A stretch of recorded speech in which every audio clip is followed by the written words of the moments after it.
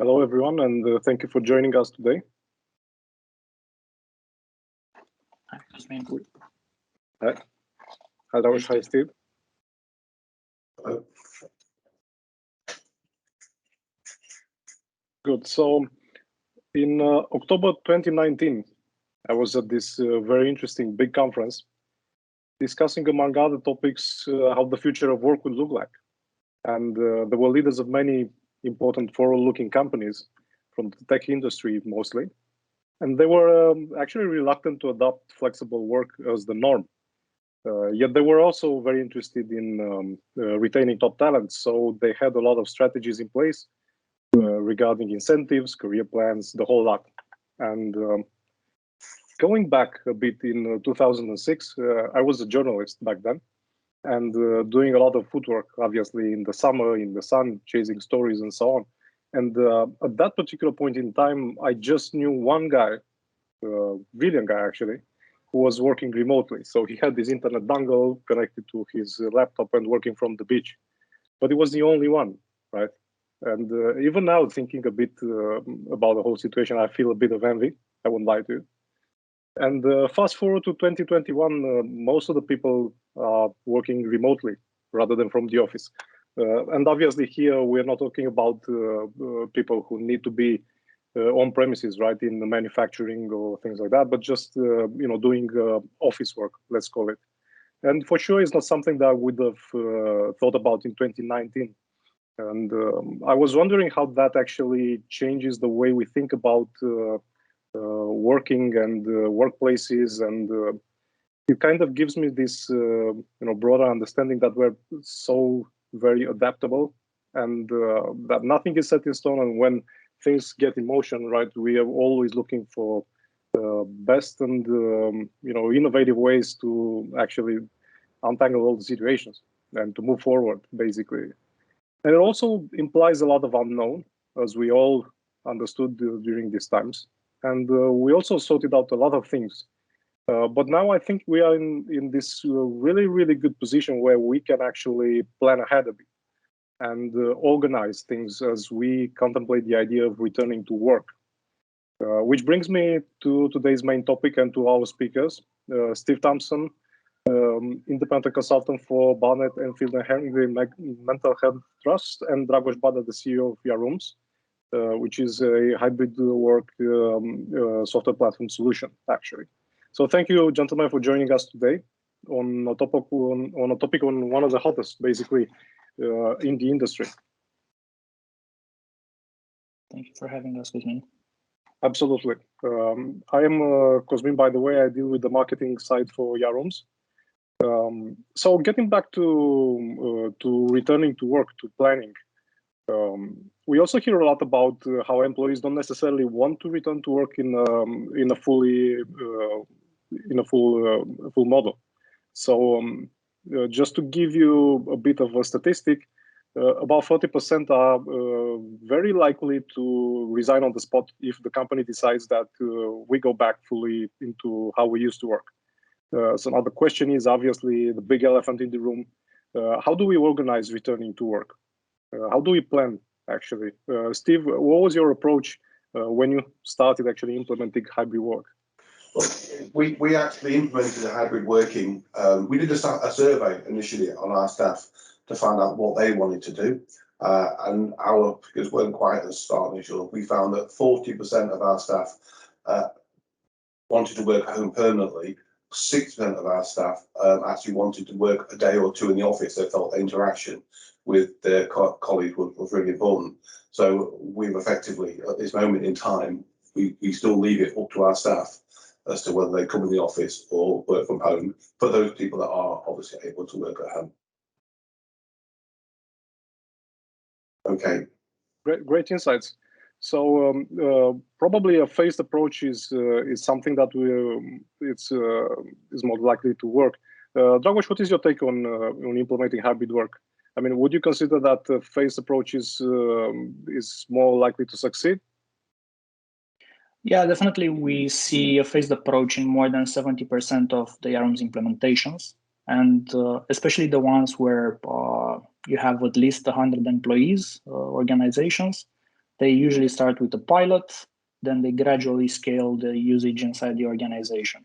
Now, this approach allows for adjustments along the way until the right mix of parameters is identified, because every organization is different, and every department even is different, and they need different rules for how they work. After the mix is identified, you're ready to implement organization-wide. But this is going to be much more of a natural process, and we think our most successful customers, at least, this is the way they approach things.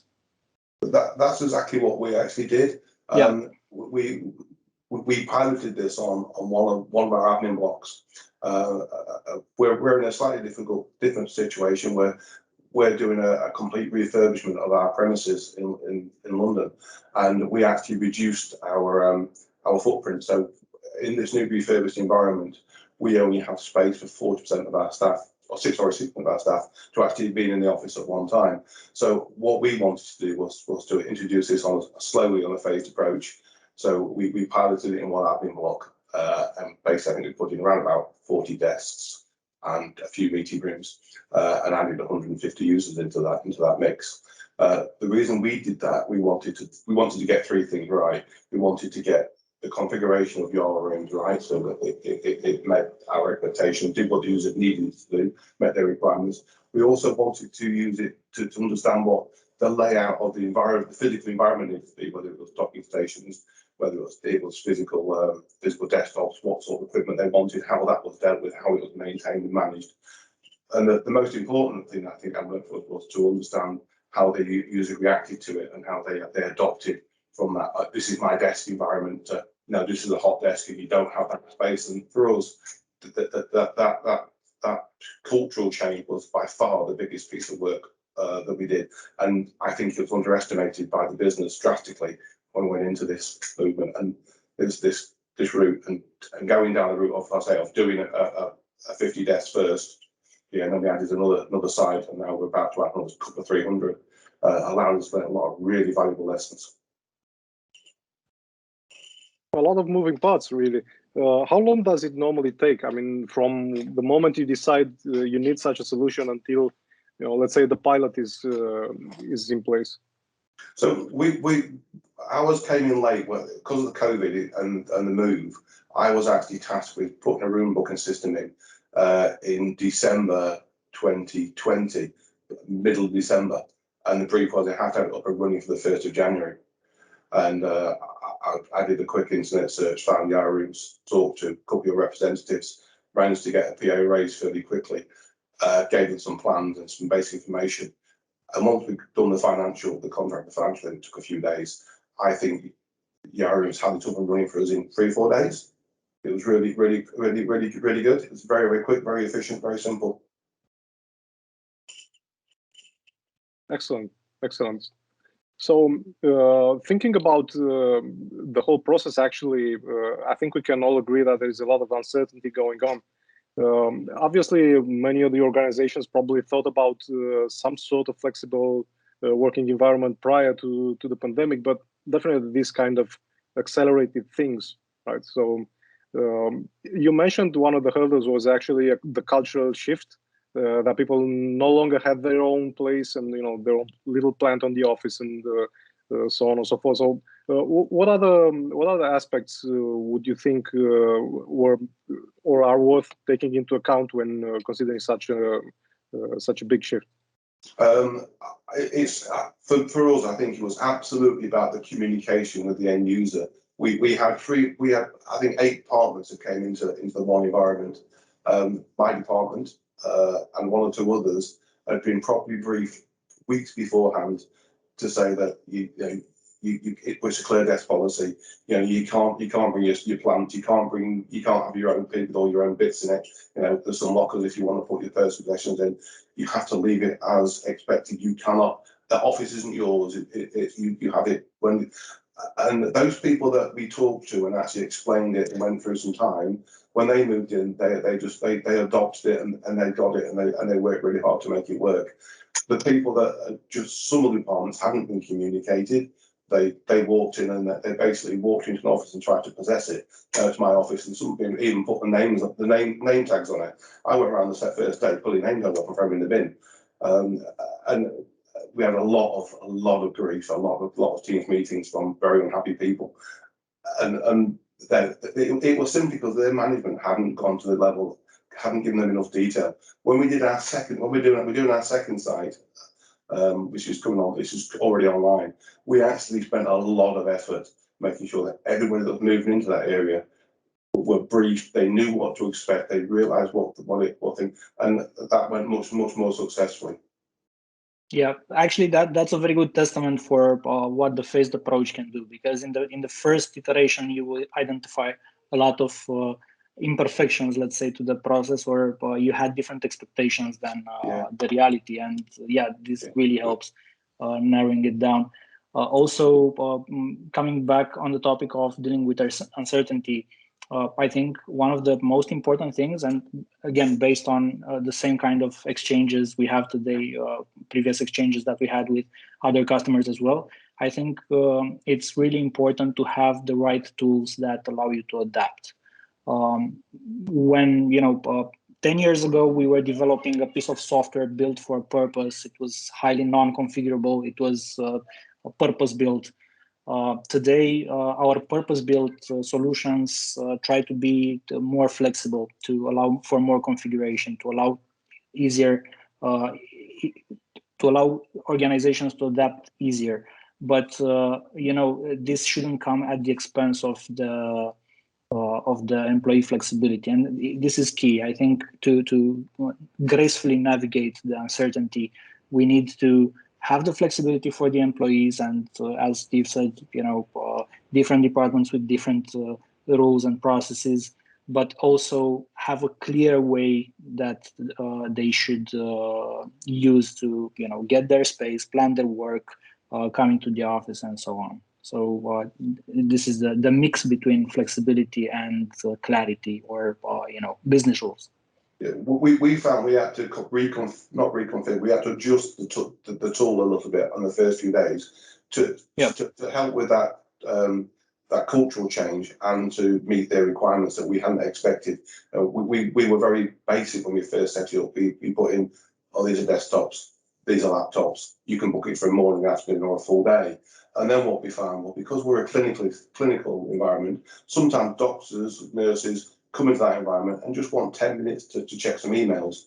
So what we then did, we created a couple of desks that weren't bookable, but you can only sit in for 10 minutes. So the idea was you logged in, you'd got your emails and disappeared again. And that took away quite a lot of our pain from people who didn't want to book an office for a whole morning. And then we we decided that some other desks, actually we will put them by the hour for those people that sit in between. So one configuration doesn't necessarily suit everybody. Every team has a slightly different requirement, and you might have to adjust the time for different teams, etc., etc. But taking that phased approach, bringing those first people allows you to understand those personas, so that we can actually work out this type of worker actually prefers this sort of setup compared to a more admin-based worker. There's a big difference between somebody that walks into the office at 8 o'clock in the morning, sits at a desk and doesn't leave it till 5, to somebody that's actually in an office for half an hour, then they're in somewhere clinical, then they're back somewhere else. But we need to cater for those,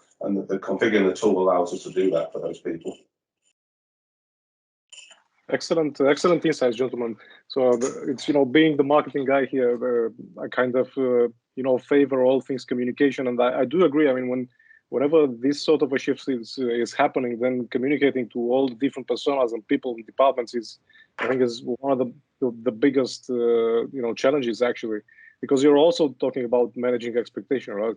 Introducing a new tool. So speaking of new tools, I was working with this guy, a brilliant guy, Mike was his name, and he used to do marketing for one of the major Japanese car manufacturers, and he would do everything in Excel. So everything for him was an Excel file. Was it a presentation? Yeah, definitely Excel. Animation, even videos, everything had a particular spot in Excel. So he was like the most advanced user for Excel I've ever known. But even for him, I mean, it's got these limitations. Every tool probably to some extent So when it comes to hybrid work, I mean, what do we expect from technology in terms of scaling up? Because you can only do so much, as an admin or as an end user in an Excel file. So Steve, what are your expectations from technology, and what situations did you encounter in this process? What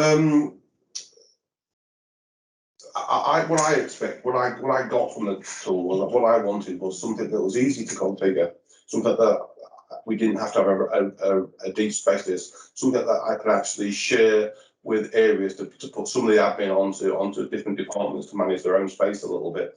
And I also wanted something that was easy to add our users. So what we got was something we can port users into very easily. Yeah, I've gone down the route of giving some of our senior users, senior managers, or their PAs actually, rights to manage their environment. So what I didn't want to be a central point of failure for this. I mean, I set this up, and my intent was always to hand it over to our BAU people, our service desk, to manage. Actually, we're busy as a service desk. We don't want to manage this. What we did, we managed to give an awful lot of power to individuals to manage their environment, because one person managing a couple of minutes a day is far better than lots of people managing that. So say for a few minutes is a lot better than one person to spend an hour a day doing that. So we don't even notice the overhead of the tools anymore. Yeah, fantastic insight. So I would imagine nobody wants to own the new process with dealing with all the service requests and everything that happens. Multiplying it by hundreds of users. Yeah, obviously. Yeah. But Dragos, I know you also like Excel. Obviously, most of us.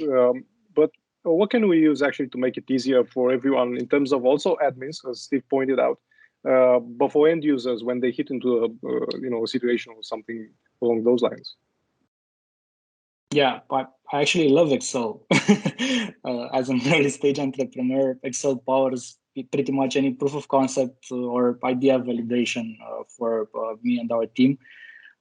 However, Excel doesn't excel, if you will, at enforcing business rules. It's a very good tool if you're kind of mocking out a process.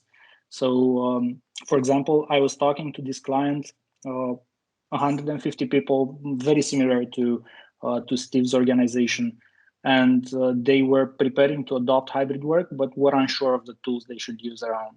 They only found us a while after their first experience with Excel. So they built this hybrid work mega spreadsheet where everybody could change anything, and it was basically a color-coded Excel that allowed them to book space in the office, which it's a very good proof of concept to understand what you need, and it will probably work very well at 10 to 20 people, up to 10 to 20 people. But if you're talking 150 already, you'll deal with a lot of foul play or some foul play because everybody can change everything, and this breaks one of the most important things, and I think one of the most important focuses that we as organization and workplace leaders should have in the employee experience, because everybody had to suffer because of the pandemic, where we deal with all sorts from mild to severe mental health issues today.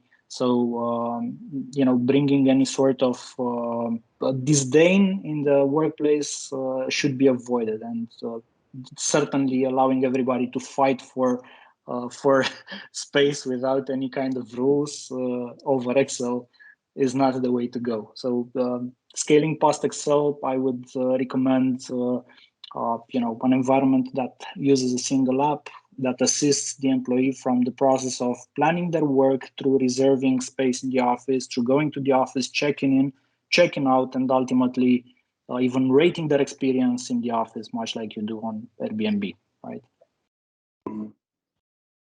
Yeah, definitely. I think the other point that you get with a dedicated tool is you get some auditing functions and you get some reporting. Yep. With Excel, obviously, that people just can go in there and update those sheets. There's no checking facility. You don't know if people are actually using it as they're saying. And actually, once you start getting those reports and look at your space usage, space is very, very expensive. You know, if you can actually look at it, we're actually only using 40% of it. Yeah, in fact, why do you have all that space? So, but without those tools, without that evidence, yeah, you can't make those calls, can you? Yeah. Yeah, absolutely, absolutely. So the one thing that reports point out is the state that you're using or not using, probably. So when we're also talking about taxpayers' money, that this gets even more important. What other statistics do you use from the reports that the tool generates? We don't use, other than the occupation. That's our major one that we're interested in. Because I think I mentioned earlier that one of the things that we're doing, we're refurbishing our entire St Anne's site, and we've reduced that down to 60% occupancy. There's a lot of concern within the business that we've gone too far. But again, from the information we have from the tool, yeah, we actually know that's more than enough. And going forward, yeah, we can actually start looking at that. And if we aren't getting the occupancy that they're expecting, we can actually then think about how do we move other sites, yeah, or close them down, and actually move admin people into that central area if we've got the space. But again, I think there's an element of we need to wait and see where we land in terms of, you know, coming back into the office. People are going to want to come back in the office. Certainly initially there'll be a surge because it's nice, new and shiny, and people want to come and lay claim to a desk. Yeah, so we've all got that to come. But yeah, I think we're really hoping that those statistics will show us who's in the office. Because if we don't have that, we don't know who's in the office. Yeah, so it's a vital piece of information for us, and we might consider doing some work with our Power BI system and implementing that into that, and maybe actually displaying it in some other information. We're able to work out some interesting facts and fun figures from that information in the future. Yeah, absolutely. So, Dragos, what do normally these reports show? I mean, what people are looking at outside, obviously, occupation. What other interesting statistics can you actually get out of the? Yeah, sure. Probably occupation or utilization report is the most used one by far, because it allows for optimizing the office space and understanding how it's actually used. And because real estate is probably the second expense in any organization in the Western world, it's so important to narrow it down, to narrow the exact number that you need down of square feet. One statistic that we have is that much less than 50% of the space across our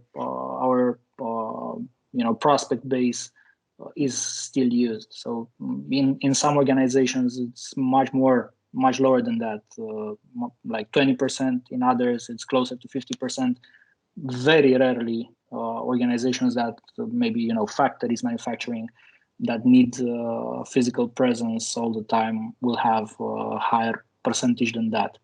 Another report that we found especially important during the pandemic, and it's going to be important in other situations where we find ourselves regulated, is the capacity report. Because in many countries, UK, Italy, especially in Europe, United States, different states in the United States had mandates for maximum occupancy of office space, of workplaces. And being able to, it's one thing to maintain that via your policies, another thing to be able to actually demonstrate it, right, with a clear and easy chart that shows your actual capacity occupation over time.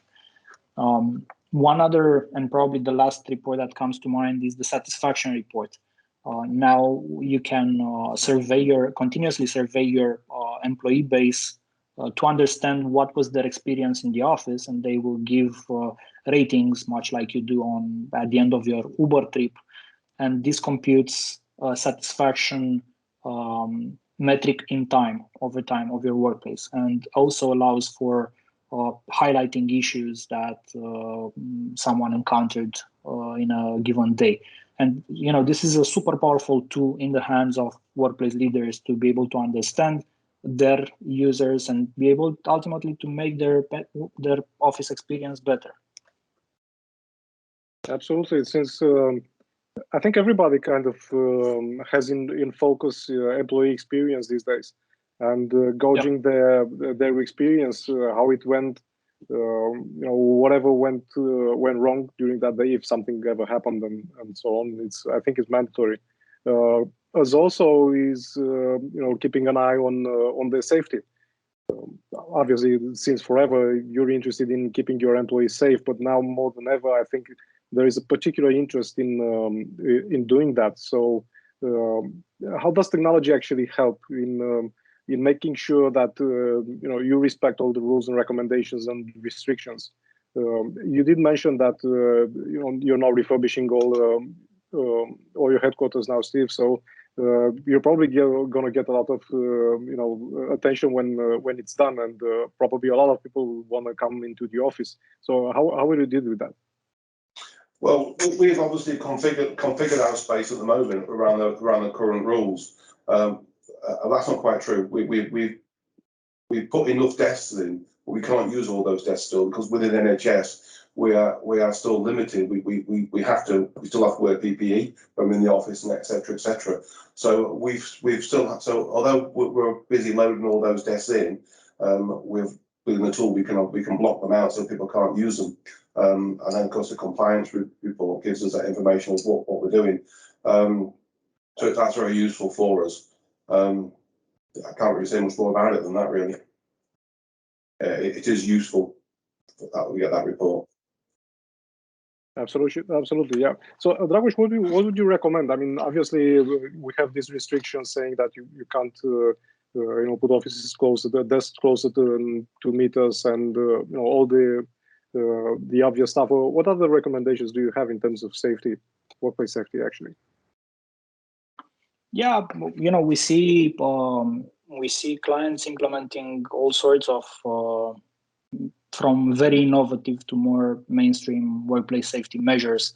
I think 2020 was a good example of how technology can help organizations quickly adapt to unexpected realities. We went from Excel right, to thermoscanners in the office, much like you do in airports and other security sensitive areas. I think one lesson we learned, like probably the biggest disappointment we had, was the use of, the not so successful use of contact tracing technology that everybody was hoping will save the day, and never worked as anticipated. But what worked was preventive technology instead. I see much of the functionality that we offer in terms of workplace safety as being preventive technology in a way. So first is process, reserving first before showing up into the office. Then you have the distancing of spaces that will, automatically disable or enable parts of the office based on the actual attendance or presence. And the automatic enforcement of capacity is also very important. You can, with technology today, you can do it from a single room to whole campuses and control the capacity. And these are, just to name a few technology solutions that keep us safe. I think being able to deliver all these through a platform like YAROOMS on Microsoft Teams, for example, really made it easy for every CIO or IT manager to react. Things, rules changed overnight, just adjust the slider and make it safe for the people tomorrow as well. And going forward, I think such platforms will expand to cater to even more workplace problems, not only the ones that we solve today. At least this is our mission here at YAROOMS. Absolutely. So I was thinking now, thinking back at the times when before the pandemic, we did have a lot of meetings, and all the meeting rooms were booked all the time. And I was among the one that actually did the bookings, so I was according to to the rules. But not everybody did that, and often there was often the case that you had conflicting meetings. You had people barging in saying, "Hey, are you done? Because I have there's somebody, and we'd like to get over the room," and so on and so forth. So this sort of a solution would have been nice to have back then as well.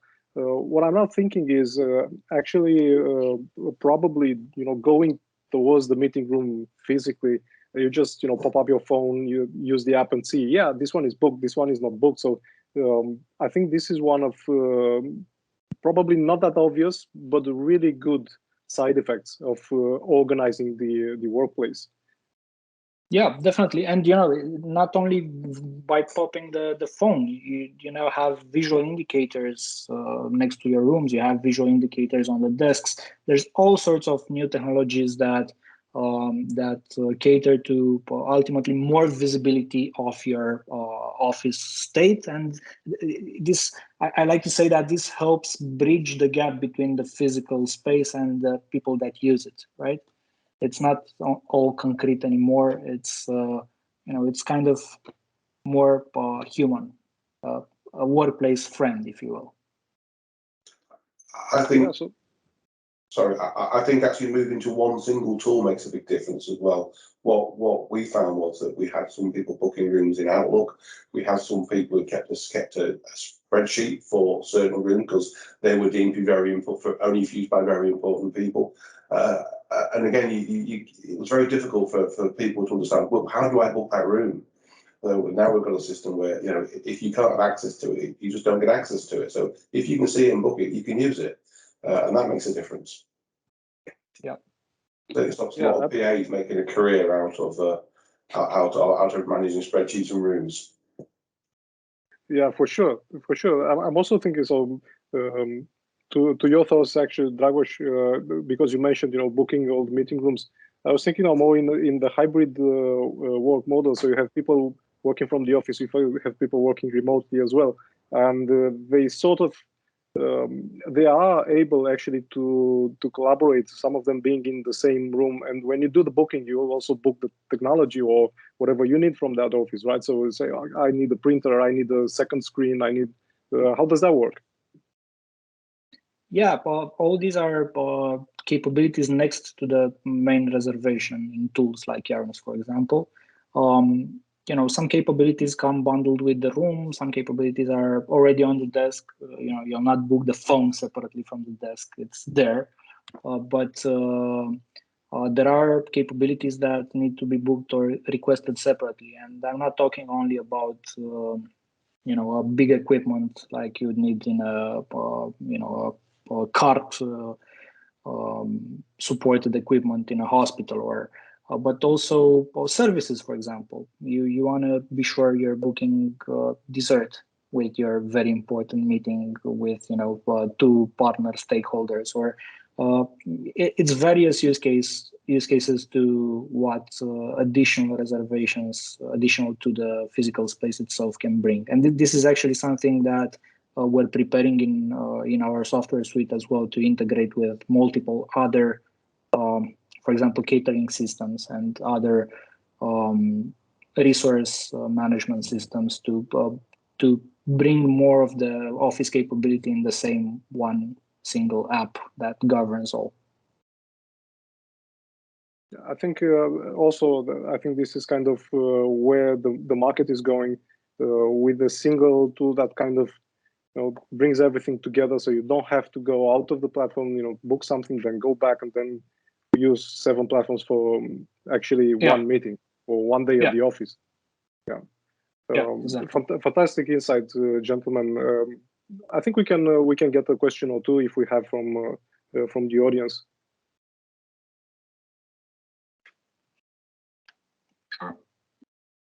If we have questions from the audience, please use the meeting chat to submit.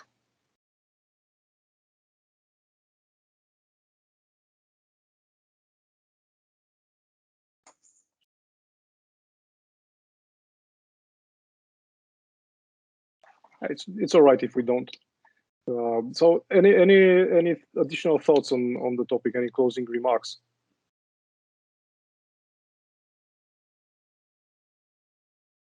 Not